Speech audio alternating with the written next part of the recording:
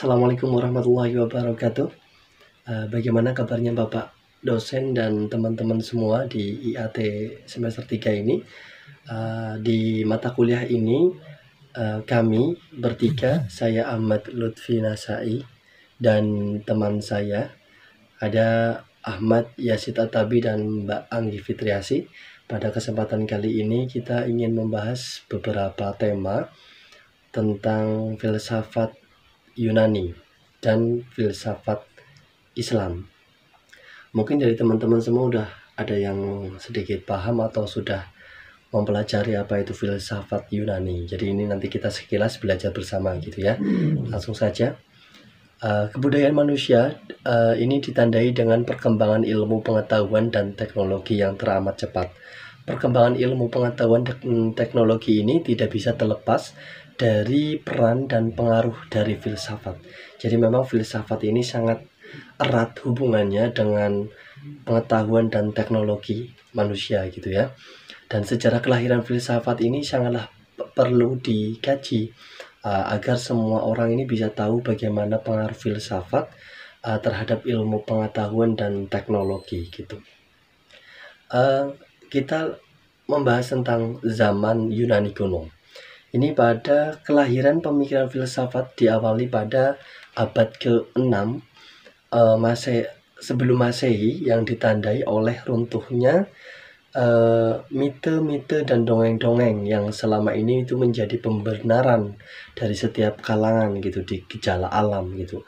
Filsafat Yunani yang telah berhasil mematahkan berbagai mitos tentang kejadian dan asal-usul alam semesta, dan ini berarti dimulainya tahap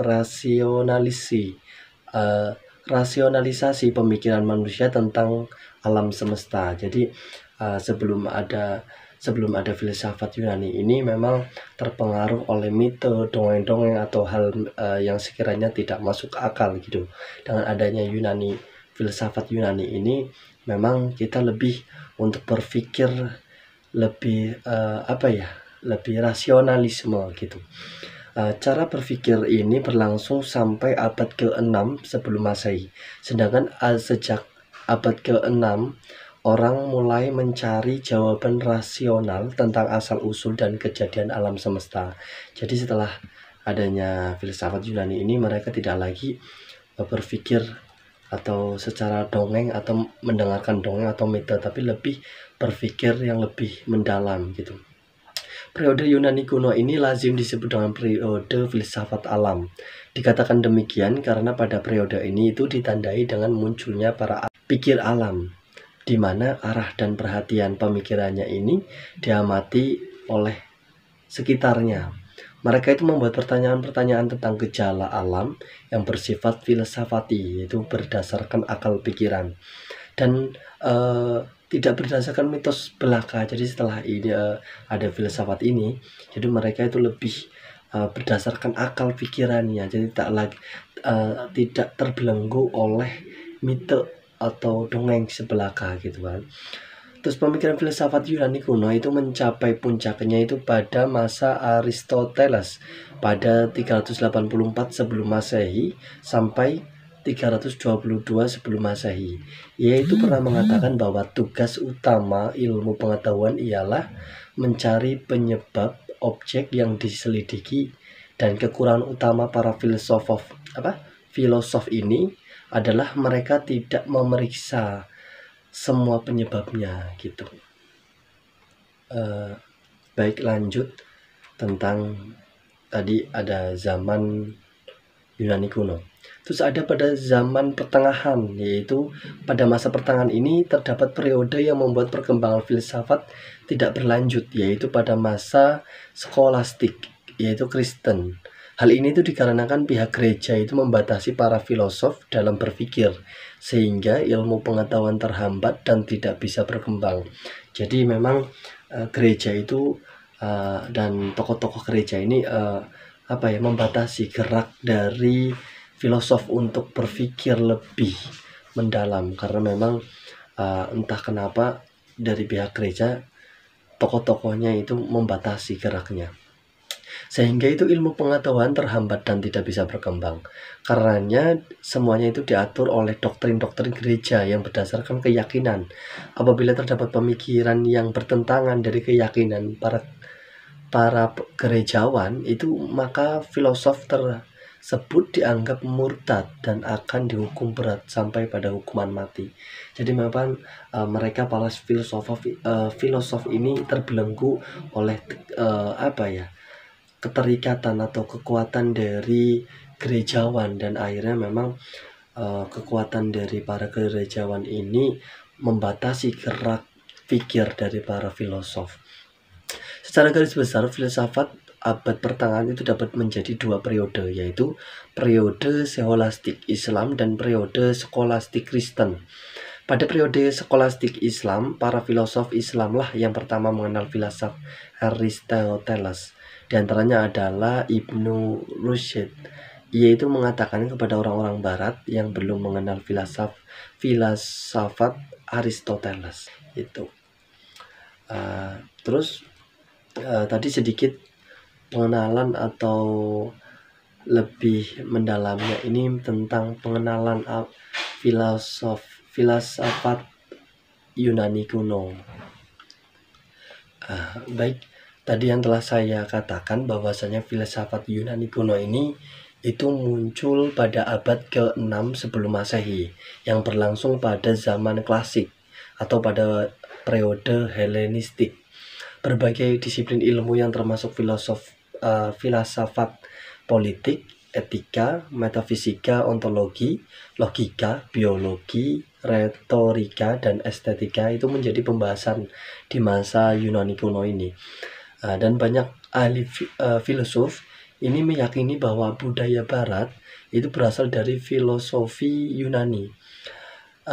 Ada tokoh yang bernama Alfred North Whitehead itu mencatat bahwa secara garis besar bentuk filsafat barat itu berasal dari catatan Plato.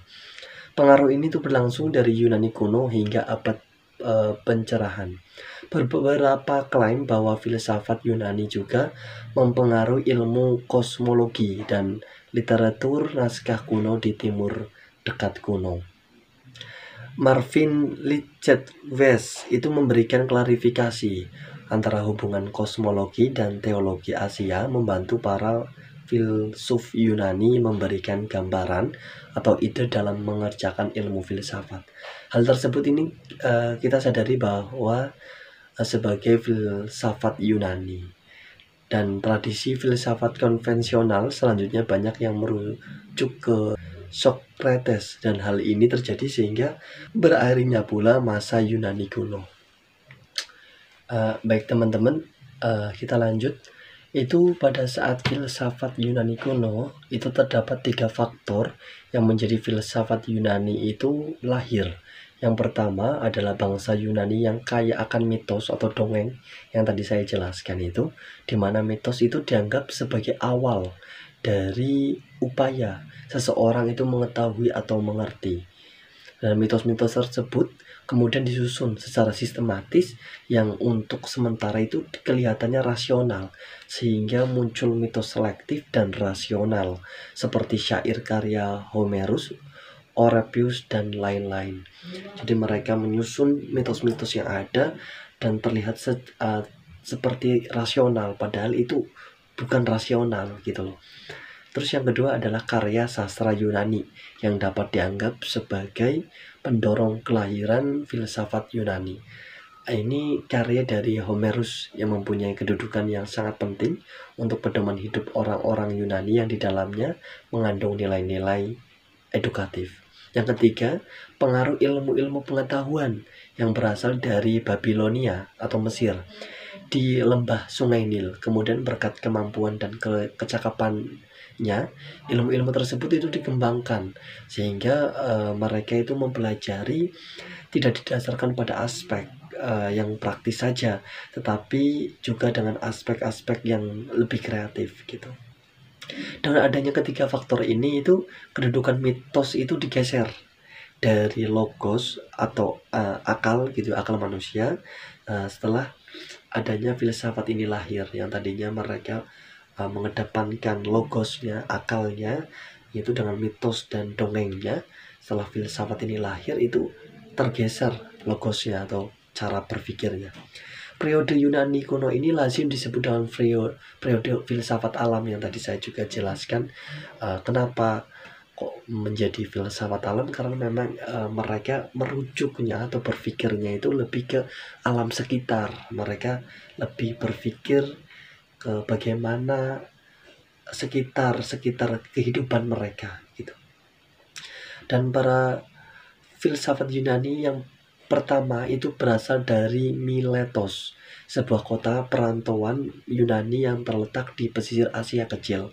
Dan mereka itu kagum terhadap alam yang oleh nuansa dan ritual, dan berusaha mencari jawaban atas apa yang ada di belakang semua materi ini. Gitu. Mungkin tadi penjelasan sedikit, pengenalan sedikit tentang filsafat Yunani kuno, filsafat Yunani gitu kan, bagaimana dan faktor yang menyebabkan Yunani ini lahir gitu loh. Sejarahnya, sedikit sejarah saya memperkenalkan. Nanti kita dilanjutkan tema berikutnya oleh rekan saya, Mbak Anggi Fitriasi dan Yazid Atabi. Langsung ke tema berikutnya ya teman-teman. Baik, selanjutnya konteks dunia Islam sebelum masuknya pengaruh filsafat Yunani. Pada awal perkembangan Islam, ketika Rasulullah SAW masih hidup, semua persoalan bisa diatasi dengan cara ditanyakan langsung pada beliau atau diatasi melalui kesepakatan para cerdik. Akan tetapi, ketika Rasulullah SAW sudah wafat, persoalan-persoalan umat Islam semakin banyak dan rumit seiring dengan perkembangan zaman. Nah, jalan satu-satunya adalah kembali kepada ajaran Al-Quran lewat berbagai pemahaman. Tentu saja dalam memecahkan persoalan tersebut memerlukan peran akal yang optimal. Pada mulanya, salah satu tokoh filsafat Islam yang bernama Al-Kindi sangat sulit untuk memperkenalkan tradisi Yunani ke dalam dunia Islam. Karena rata-rata filosof Yunani bukanlah orang yang memeluk agama Islam. Nah, pada masa itu jarang sekali ditemukan budaya asing yang dapat diterima oleh kebudayaan lain. Nah, terutama ini di dunia Islam. Jadi beberapa orang mengkritik Barat atau Yunani, tapi mereka justru sebenarnya mengikuti gaya Barat, dan cara berpikirnya pun bermodel Barat.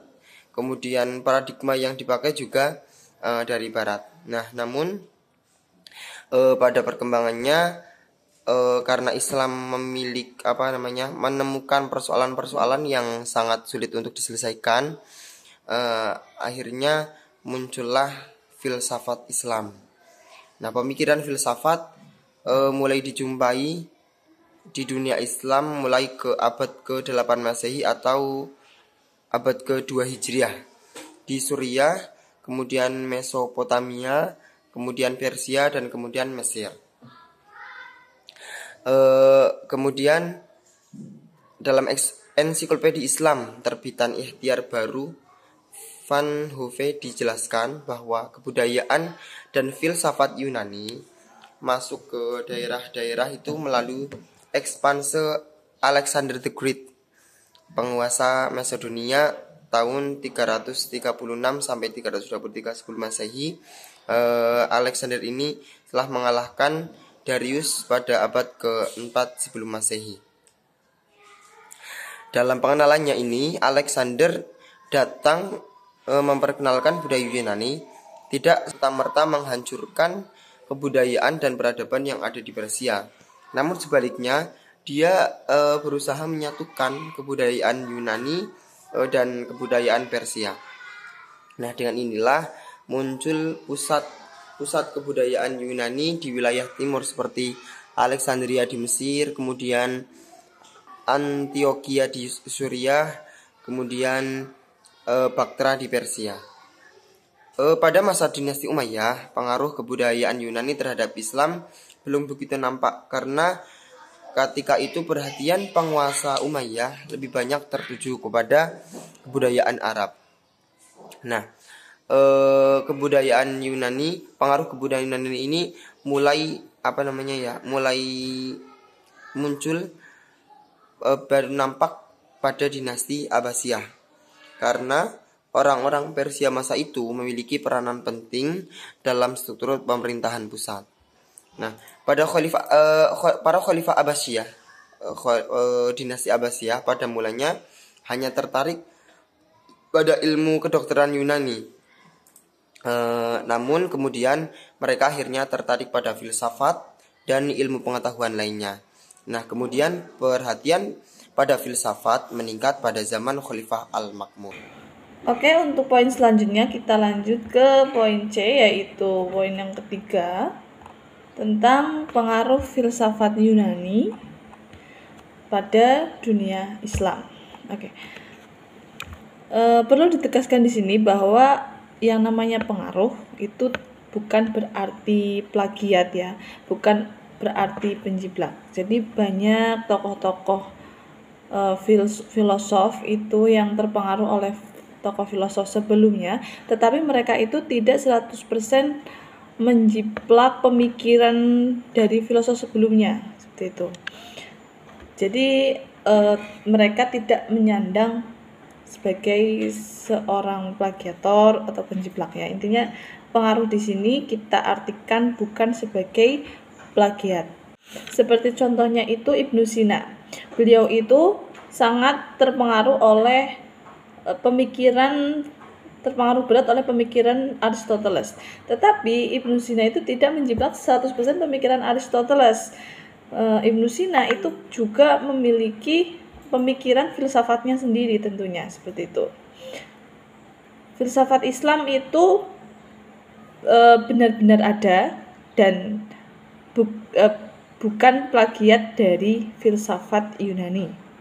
Kalau dilacak dari segi akar sejarahnya, pandangan Islam tentang filsafat itu tumbuh bersamaan dengan munculnya Islam itu sendiri. Jadi ketika Rasulullah SAW itu menerima wahyu yang pertama, yang mula-mula diperintahkan kepadanya Iqra, membaca, di sini lahir aneka makna dari membaca itu. Seperti kita bisa memaknai itu menyampaikan, menelaah, mendalami, meneliti, dan juga mengetahui ciri akan sesuatu dan membaca dan teks baik itu tersurat maupun tersirat. Itu jadi bisa dikatakan bahwa filsafat itu muncul ketika ketika pertama kali Rasulullah itu menerima wahyu. Pengalihan filsafat Yunani ke dunia Islam itu pada dasarnya merupakan bentuk rekonsiliasi, jadi upaya rekonsiliasi.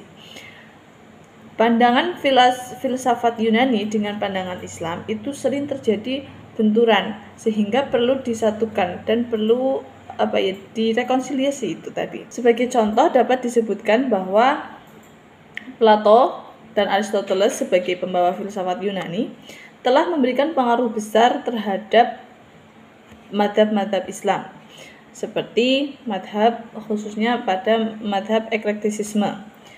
Madhab eklektisisme itu adalah sikap berfilsafat dengan mengambil teori yang sudah ada dan memilah mana yang disetujui dan mana yang tidak disetujui, sehingga dapat selaras dengan teori itu.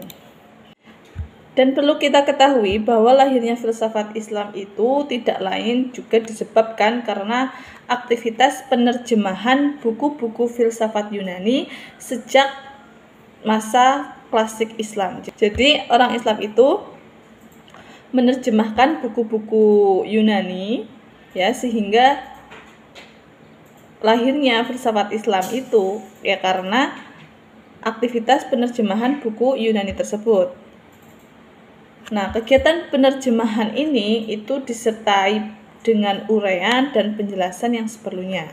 Para cendekiawan ketika itu berusaha memasukkan filsafat Yunani sebagai bagian dari metodologi dalam menjelaskan Islam, terutama akidah, untuk melihat perlunya penyesuaian antara wahyu dan akal. Di dalam sejarah ditunjukkan bahwa lahirnya filsafat Islam tidak dapat dipisahkan dari rantai transmisi filsafat Yunani.